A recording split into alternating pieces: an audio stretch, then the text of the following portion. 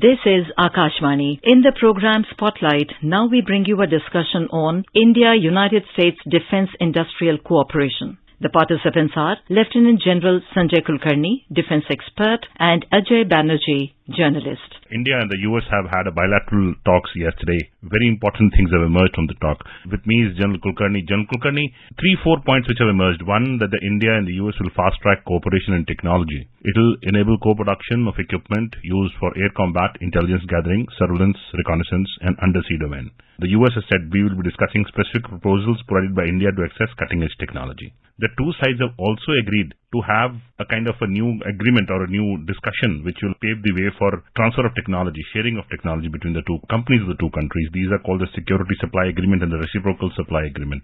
General Kulkarni, there are many more things in it. I could go on, but I'll first seek your opinion on these matters. How do you see the India-US bilateral which happened in New Delhi on the June 5th? Thank you, Ajay. I think at the very outset, I see it as a fantastic bilateral agreements that are taking place between US and India. Obviously, for a long time, I would rather, if I go back to those four foundational agreements, 2002, 2016, 18, 20, called by various names, the GSO-MIA, LEMOA, COMCASA, BECA, all of these allowed India and the US to come very, very close. And therefore, the visit itself has been, and I would look at it this way, that two visits very close to one another, coming from Secretary of Defense himself, 4-star general that he is, who understands so much better. And after the Prime Minister of ours has met the President of the United States at Hiroshima, followed again by the Prime Minister's visit to Washington, which is expected to be a huge, everyone's looking forward to, and the way everyone's kind of love and affection that's taking place between the US and the Indian leadership, I think that would hold a fantastic future for both the countries. Having said that, all these agreements that we see that is coming up, all these cooperations, whether they're ranging from technology to defense procurements, to in-sharing, to the assessment capabilities, to identify threats, well, I see them all as something which strengthens India. It also strengthens the United States, because we are not piggyback on anybody. We are not allies of anybody. We are partners, and partners in which there's tremendous amount of trust that is taking place between the two countries. Not just the Indo-Pacific, but also various agreements that are taking place. And I would look at it this way, that the United States great support and assistance to India, whether it is in terms of in-sharing, reconnaissance, surveillance, and even the drone that came to us as on lease to be able to see that MQ-9B, which helped in gathering. Also, the helicopters that came, Chinooks, you have Apaches, you had the transport helicopters, or aircraft, fixed-wing aircraft, which helped in mobilization when things went wrong with China in Eastern Ladakh. All of these agreements, all these kind of measures that have taken place, all these kind of rapport between the United States and India that is taking place, I think it works out good for peace and stability. Not always to be able to say we are anti-China. These are not anti-China, but it is to check China primarily, because assertiveness by China, irrespective of whatever China might say, it does not follow, it doesn't walk the talk. And therefore, in that context, the way we are seeing the assertiveness, the expansionism, the aggressiveness being exhibited by China in the Indo-Pacific and also in the Eastern Ladakh and in Arunachal Pradesh, in that context, the relationship that is developing between India and USA, I find that there's tremendous amount of goodwill, good scope, peace and stability that will prevail in the region, and also that we are beneficiaries of the technology that US, which otherwise is very, very critical technologies, which will be transferred to India. I think I look at it as in a very, very positive way. General Kulkarni, we'll move on to the specifics. The statement yesterday spoke about conclusion of a roadmap for defense industrial cooperation. Now, for our listeners, to put it in context, we are in talks with General Electric to make engines in India for the fighter jet stages, and also to procure 30 MQ-9B armed drones, famously called the Predators. General Kulkarni, how do you see this conclusion of the defense industrial cooperation? The entire 350 of our own aircraft which are going to be equipped with the engine, I understand that the Prime Minister's visit to the United States would finally lead to signing of this agreement, in which we'll have the aircraft engines coming to us. So all 350 pages being equipped with this kind of aircraft will definitely, and nothing better than it being manufactured in India or in collaboration with America. Not just that. Let's say the MQ-9B, which is the Sea Guardian, There are 30 of them coming, a $3 billion contract being signed, in which there are 10 for the Navy, 10 for the Air Force, and 10 for the Army. But just see the kind of range, 482 kilometers of range, be able to serve an area of about 1900 square kilometers, 35 hours of flying capability, remotely controlled. All these kind of capabilities obviously put us to be able to deter, as I was talking about the foundational agreement, the LEMUA agreements that are taking place. So we find logistic exchange, the ability to be able to use of facilities to assist them for refueling, maybe in Port Blair also, that can be able to assist in kind of ship-to-ship refueling that can take place on the heights. All this with a view to ensure that there are sea lines of communication which are kept open. And that is where the rule of law must prevail, and nobody must be able to, at least nothing better than India cooperating with America in the Indo-Pacific, and also America looking at India as a solid partner in the Indian Ocean region. Thank you. I'll update the listeners that the General Electric engine, which General Kulkarni has eloquently mentioned, so far we are importing the engine. Now we are in talks to get the engine made in India. So that is the context of the General Electric. General Kulkarni, I will keep you restricted so far to the industry part. One, the India-US will also operationalize an Indo-US defense acceleration ecosystem on the 21st of June. That is one day before Prime Minister Modi is there in the US. Also, the two sides again discussed two very important aspects: the discussion in advanced domains of defense, artificial intelligence,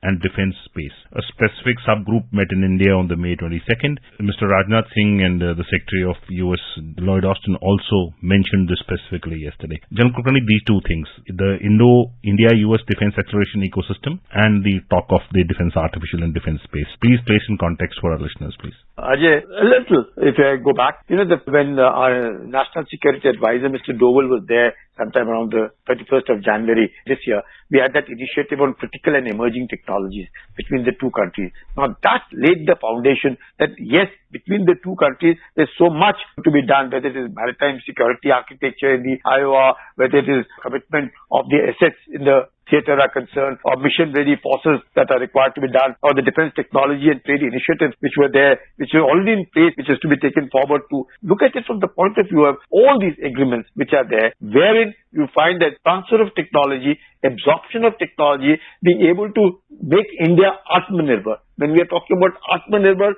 we are looking at it, actually speaking, we are not piggyback on anyone. We are not dependent on charity of anyone. We are using our resources, and we are also strengthening what we have as our real core strength that we have, that is be able to absorb the technology. In that context, when these critical technologies come to us, we have our defense corridors now in place where the things can be developed. We have complete, like you said, the GE engines which will be coming for the Tejas aircraft being manufactured into India, the subsequent drone technologies that are to be coming into India. You find whole kind of range of technologies that will be there in communication, in sharing, in reconnaissance, in surveillance, all of it. This is all with a view to ensure that yes, capacity building takes time, but until and unless we are fully equipped with the kind of modernized and interoperability between the two countries, there's not likelihood of any deterrence that can be caused. And we as India are ready to accept it and take on that additional role to be able to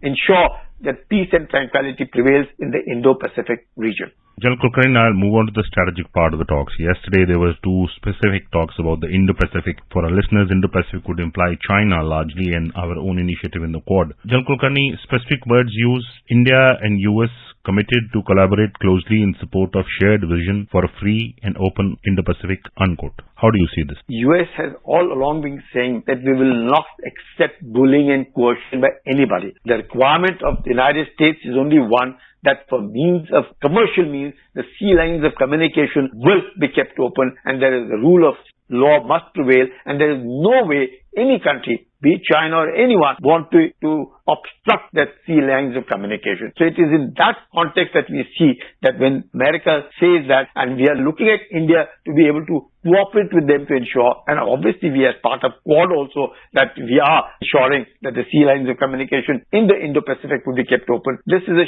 sure enough kind of messaging to China. The Indo-Pacific region will be kept free for all means commercial, and nobody definitely not China, would be able to influence it and prevent any sea lanes of communication being obstructed by China. General Kulkarni, when we talk of the Indo-Pacific, the US, of course, has an interest, and we are there in the Quad. The Secretary of the US Department of Defense, Lloyd Austin, also met our National Security Advisor, Mr. Ajit Doval, and the two sides also explored new opportunities, were discussed to maintain and strengthen information sharing in the maritime domain. This is one aspect. The second aspect is India will be leader this year for the Quad Indo-Pacific Maritime Domain Awareness Initiative. Now, this will provide a cutting-edge domain awareness capabilities to countries across the Indo-Pacific. Do you see this India taking a lead in this Quad Indo-Pacific Maritime Domain Awareness Initiative as widening of its footprint into a larger number of countries in the Indo-Pacific? General Kulkarni? Definitely, Ajay. Definitely. Reason is the very location of India itself is adequate. And the Chinese may have the number of ships more than the United States and maybe having the largest navy numbers. But in terms of technology, China is far behind. And with the kind of interoperability that exists and the modernized navy that we have and the kind of professional navy that we have, in conjunction with that, with the United States, and thereafter as part of Quad with Japan and Australia, we find that there's tremendous amount of scope that will ensure that together we can operate. And definitely what we were talking about, that we have to counter China's assertiveness. There is no two ways about it. And as Quad once launched, the Indo-Pacific Partnership for Maritime Domain that we were talking about, definitely. And in that context, I would even say that there's a possibility that the IndiaUS event that we are talking about, which might kick off in June, which has a bilateral process for research and development and production of innovative ecosystem. And therefore, all these kind of things, fast track, you find that so much of scope that exists between India and USA.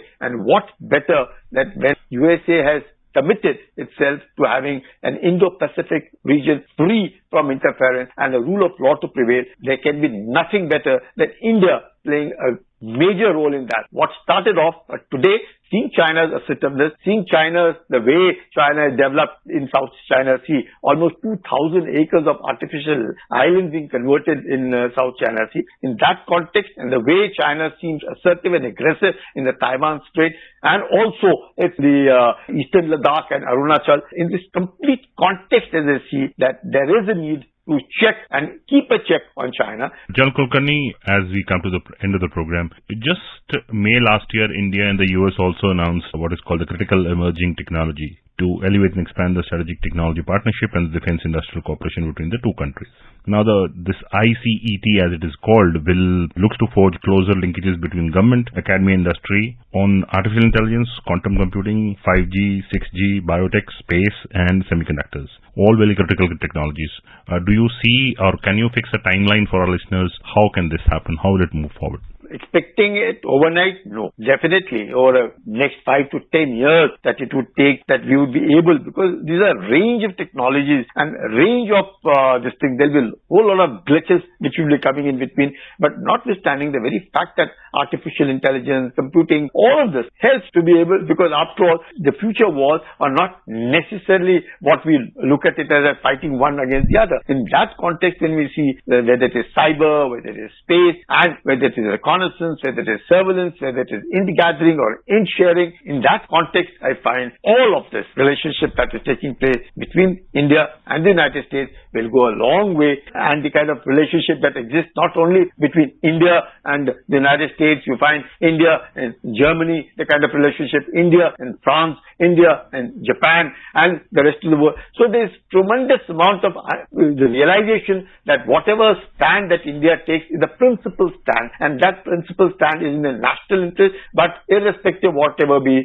the democracies and the compatibility that exists between all the countries, India is a major partner and India can play a major role, and that is why we find all these nations are now wanting to interact with India. Yes, you're right. In the Cold War mentality, as you rightly mentioned, we are runner of time, and thank you for speaking to us, General Kulkarni. It was an important subject of India-US bilateral relations. The meeting held yesterday spoke about multitude of issues, including industrial cooperation, space cooperation, and defense cooperation. Thank you for speaking to us, sir. Thank you. You were listening to a discussion on India-United States Defense Industrial Cooperation. The participants were Lieutenant General Sanjay Kulkarni, defense expert, and Ajay Banerjee, journalist. This program was produced and presented by the News Services Division of Akashvani. You can listen to it on our mobile app, News on AIR. This program is also available on our YouTube channel, News on Air Official. You may share your feedback about this program to email at airnsdtalks@gmail.com or WhatsApp on 928-909-4044.